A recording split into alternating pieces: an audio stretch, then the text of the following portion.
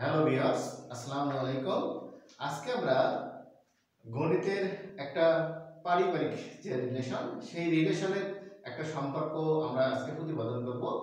আমরা জানি যে আমাদের পরিবারের যে নিকট আত্মীয় আছে তার মধ্যে সবচেয়ে বেশ কাছের দুজন, একটা মামা, মামি এবং কি কাকা আর হচ্ছে কাকি। তো আমরা এদের মধ্যে একটা গাণিতিক সম্পর্ক আজকে প্রতিপাদন করব।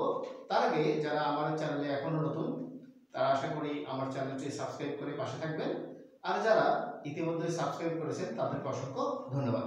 আমরা আজকে প্রতিপাদন করব যে যদি মামার স্ত্রী যদি আমাদের মামি হয় তাহলে কাকার স্ত্রী আমাদের কে হবে। তা চলুন আমরা প্রতিপাদন করে ফেলি।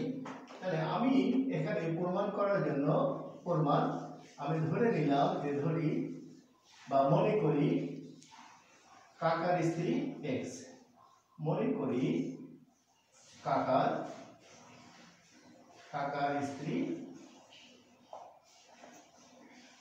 স্ত্রী সমান এক্স। তাহলে এখান থেকে আমরা যেটা পাচ্ছি যে মামা ডিভাইডেড কে মামি সমান, এই পাশে আমাদের ছিল আমরা বলছিলাম কাকা, আর এইখানে আমরা কাকার স্ত্রীকে ধরেছিলাম এক্স।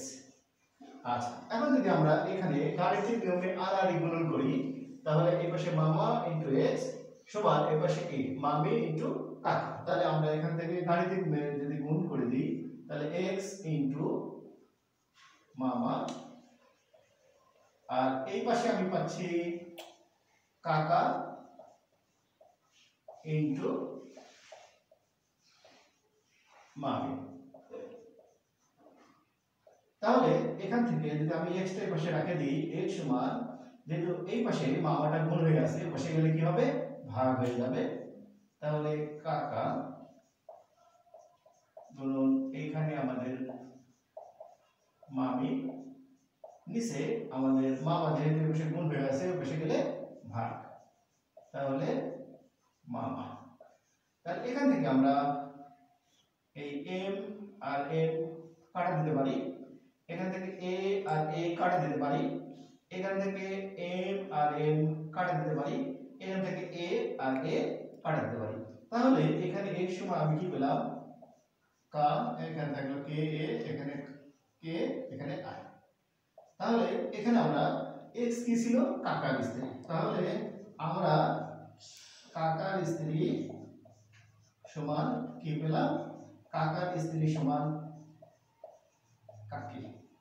তাহলে দেখুন যে আমরা গাণিতিকভাবে প্রমাণ করতে সমর্থ হলাম যে মামার স্ত্রী যদি মামি হয় তাহলে কাকার স্ত্রী কাকি। তো প্রিয় ভিউয়ার্স, আজকে পর্যন্তই, আল্লাহ হাফেজ।